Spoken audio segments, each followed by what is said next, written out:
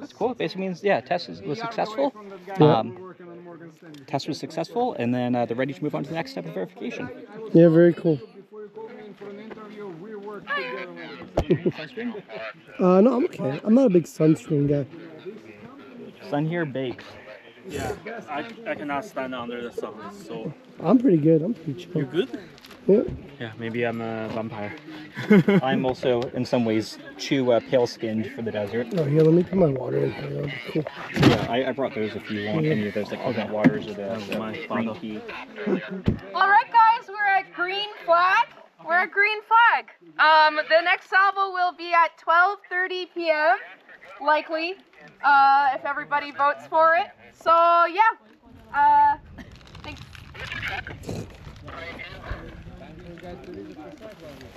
Yeah, you can, but you don't have to. Oh. Oh. Rent a room. Tina's seen my place before. Hey, Tyler. Hello, hello. Where are we going right now, Tyler? Far. Friends of Amateur Rocketry. No, but we're going up to see the rockets. Going up to see the rockets and all the student teams. So it should be fun. Cool. And then Alex, is your first time? Yeah. Okay, First time in desert actually. Oh wow. Okay. Are you? How do you like it? Ah, it's so hot. All right, Tyler. Tell the people what we're doing. So we're here to watch some college rocketry teams work on their rockets, and we'll try not to get in their way, but ask some questions and learn a little bit about what they're doing. Hey, sweet. Yeah, if you need to, Description around here. So bunkers, that's the first thing you need to know. Bunkers, there's 3 bunkers out there, 4. There's probably 8 around here. So when they call for a bunker or the sirens will, turn up, turn on, you have to be there in the bunker area. Okay, just to make safe. So, Dude, tell the people. this is the water mule. Use it both for supplying water, but also there was a fire yesterday, so they use that to put out the fire, because oftentimes rockets will land in the grass around here, and then they're still very hot from flight. So they can start a little grass fire, and then they drag this thing out. They had to cut a fence to get there, but they put out the fire, so they have this thing ready to go if they ever need it to go. Tyler, do you want to tell people where we're going right now? Yeah, so we're going to see the rockets. Obviously, we need to ask the teams first before we record them, but that's the close bunker. So sometimes if you need to get a really good close eyes on the rocket, that's the closest you can be. And as you can see, it's extra reinforced. There's glass in the windows. I've been in there before, but yeah, probably not for today.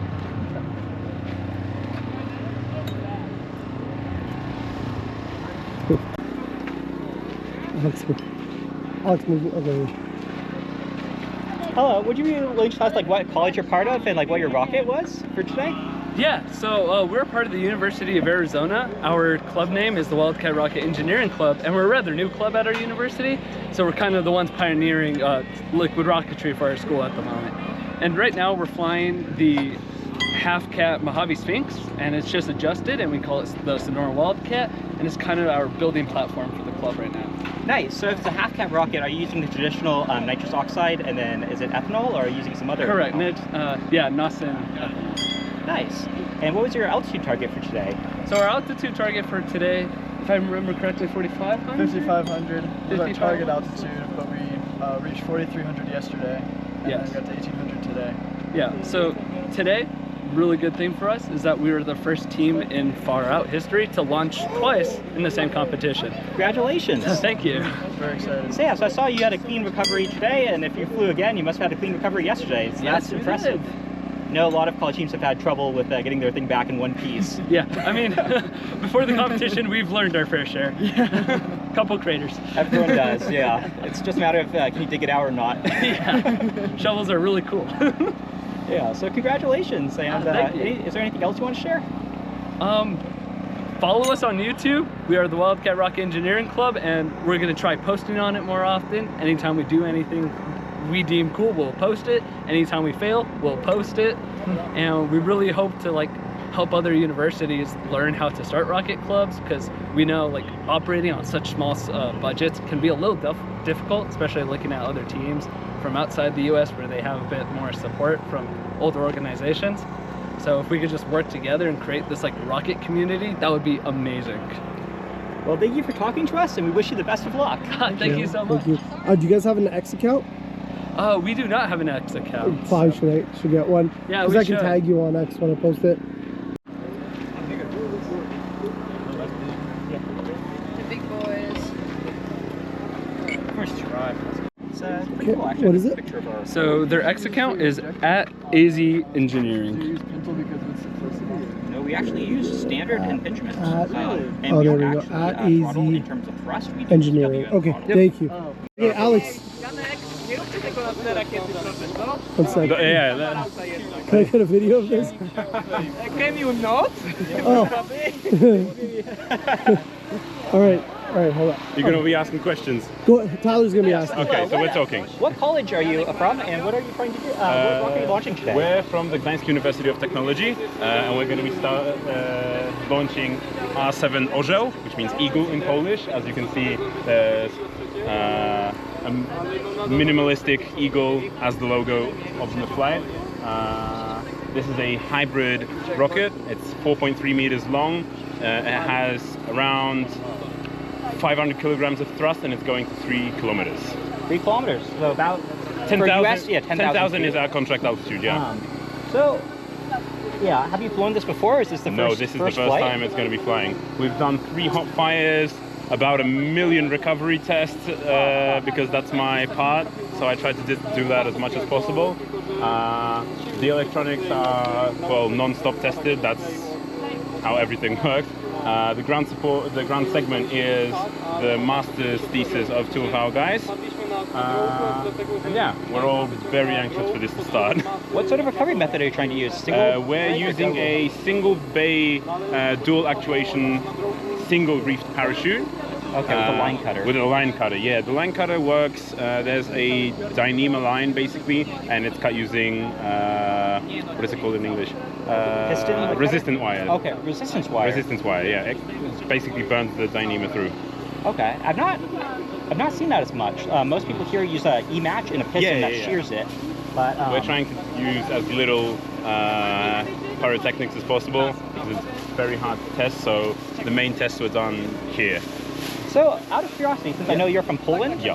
was it a big challenge shipping the rocket here? Like, how did you make that logistics happen? The logistics. Well, we have a great logistics team.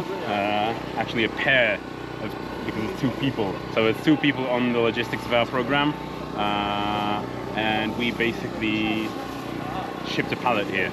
It all fits into one pallet. The electronics came with us, and batteries came with us because we can't ship those. Yeah. Well, Basically, everything came here. We stored it at FAR until we got here last week.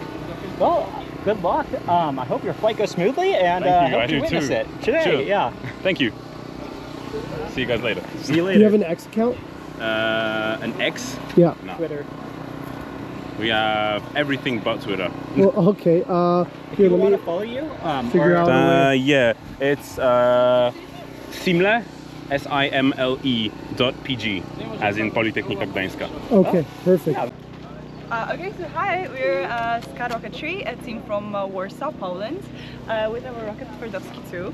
You can say something about the rocket. It's a hybrid engine powered on ABS plastic and nitrous oxide. We use nitrogen as pressurant.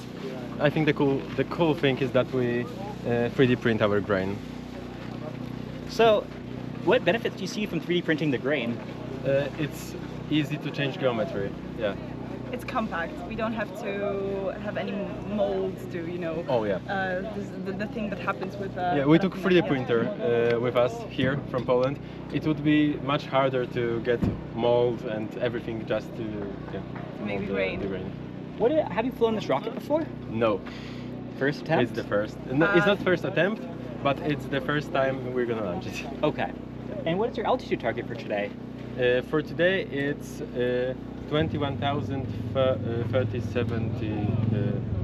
370 feet. Yeah. That's a very precise number.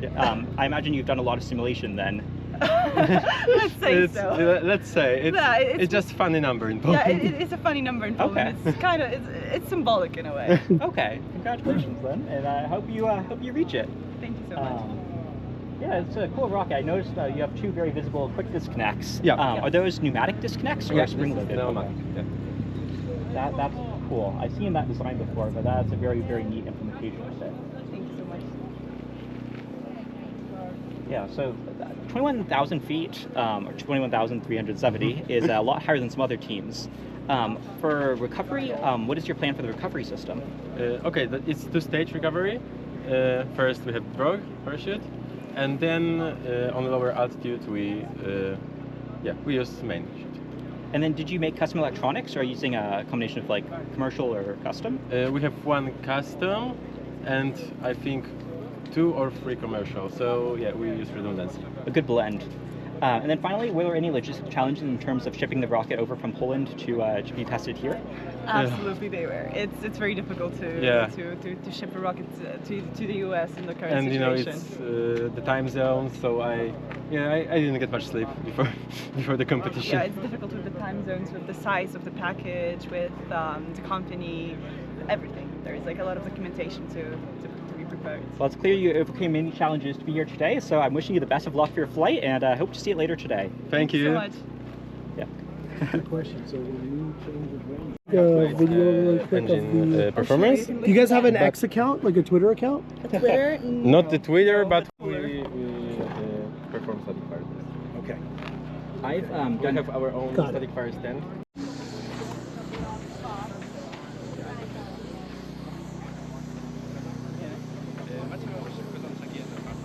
Yeah, so that thing down there, right? You see this yellow thing? Yep. That's called a quick disconnect. So that's what supplies pressure, it supplies fuel, or in this case it would be oxidizer, and electricity. So, and then these have to separate before it launches. So usually there's a pneumatic mechanism, pull the pin, and then it launches right off. So, you know, both of those should disconnect. One of them will be doing oxidizer, will be doing fuel, and then away the rocket goes. What's sticking out the bottom is the igniter, and if this was a solid rocket, we would never be this close. Same thing if it's fuel. Hello, so would you like to tell us what school you are and then a little bit about the rocket? So, yeah, we're Florida Rocket Lab, and this is our first ever rocket. It's liquid, nitrous, and IPA. Wonderful. So have you flown it before? Is this the first time? First time we'll ever fly a liquid rocket ever in UF history. So. Congratulations, and well, good luck. What is your altitude target for today? We're aiming for about 10 to 11,000 right now, hopefully. Okay, so then other than this being your first rocket, is there any special like features or like custom hardware you're hoping to demonstrate today? Yeah, so we're actually the first team out here to have a like augmented spark igniter. So we use methane and GOX, which is we're the only team to have those props out here right now to light our igniter. And so we just got a successful light in the last salvo, which is really super nice. But other than that, other pretty similar to other teams. And what are you doing for recovery? For recovery, so I can talk about it. Yeah. We have 2 completely different systems for recovery. We have a MissileWorks RRC3 Plus with its own charge roll for drogue and main, and then a completely separate Blue Raven from Featherweight, excuse me. And we also have a GPS system from Featherweight. So yeah. Were there any challenges in shipping the rocket from Florida to this launch site?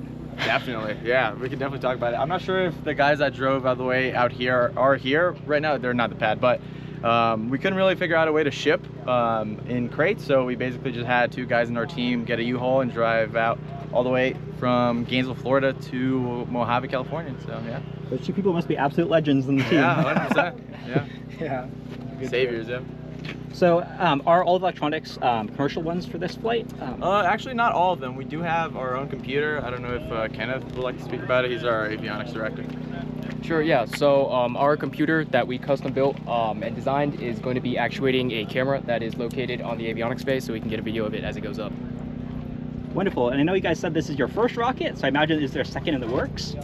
Yes, there is. We actually have 2 other rockets we're developing right now. The next one is still nitrous IPA, but it's in a clean sheet design. There's a lot of things we could fix on this for the future, so we're aiming to do that. There'll be a different type of engine as well. We're going to have an ablative instead of a heat sink due to mass savings. And then long term, hopefully 2-3 years down the road, we're aiming for a LOX rocket.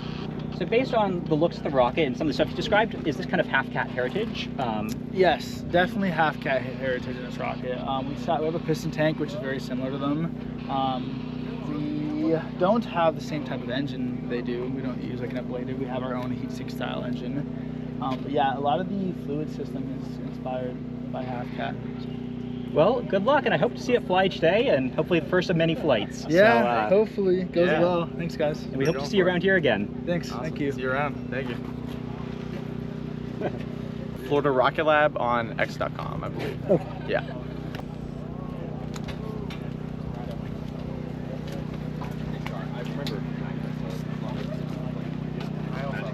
My name is Michaela. I am the lead for the rocket back here for the University of Tennessee. It's our Big Liquid Mark II rocket, and it aims to break the world record for liquid propellant student engine rocket, or whatever, you know what I mean.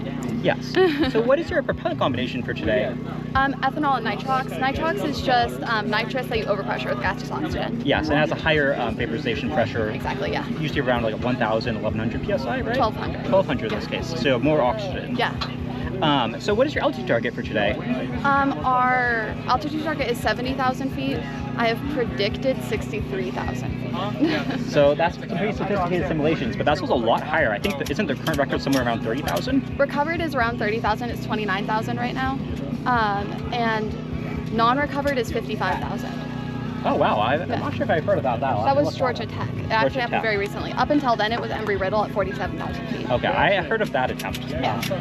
Yeah, and I see your rocket looks a lot more streamlined than some of the other ones we've seen today. So clearly that's part of trying to achieve your altitude targets. Yeah. A large part of it is, despite the size of our rocket, it's lighter than a lot of the other rockets here. And then we do 6-inch diameter instead of like 8 or 9, like a lot of the other ones do. So what have you used for your tank materials? Is it aluminum or? It is aluminum, yeah. Okay. Most everything is aluminum except for our injector face, which is stainless steel. Has this rocket ever flown before, or is this the first flight? This is Mark II. Okay. So this exact rendition of the rocket hasn't flown except for the nose cone. Last year we flew at FAR and got about 6,000 feet because the fill valve didn't close, so we got just a huge stream of nitrous out the side. Yeah, so you lost a lot of your oxidizer and weren't able to burn all the fuel.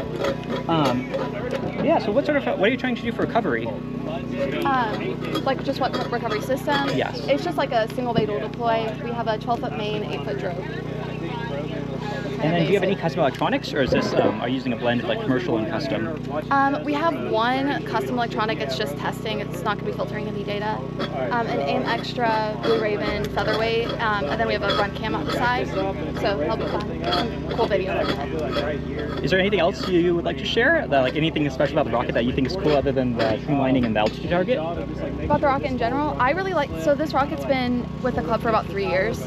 And our past president actually designed the propulsion system like on their own completely. I like it a lot because I think it's kind of grown up with the club, so it's a huge symbol. Were there any challenges shipping it to all the way to the launch site? We drove from East Tennessee, which is not fun. It took like 40 hours. That's a long trip. It is a long trip, and because of that, the road vibrations and everything, some like PEM nuts fell out. But it was easy maintenance. Okay, that's impressive. Yeah. So I wish you good luck, and I hope it flies and we get to see it fly today. Yeah, thank you. That was great. So on camera? Okay. Our Instagram is SSTA_UTK, and the Facebook would be under Student Space Technology. Hey, we're going to go up in the tower, so Perfect. Okay.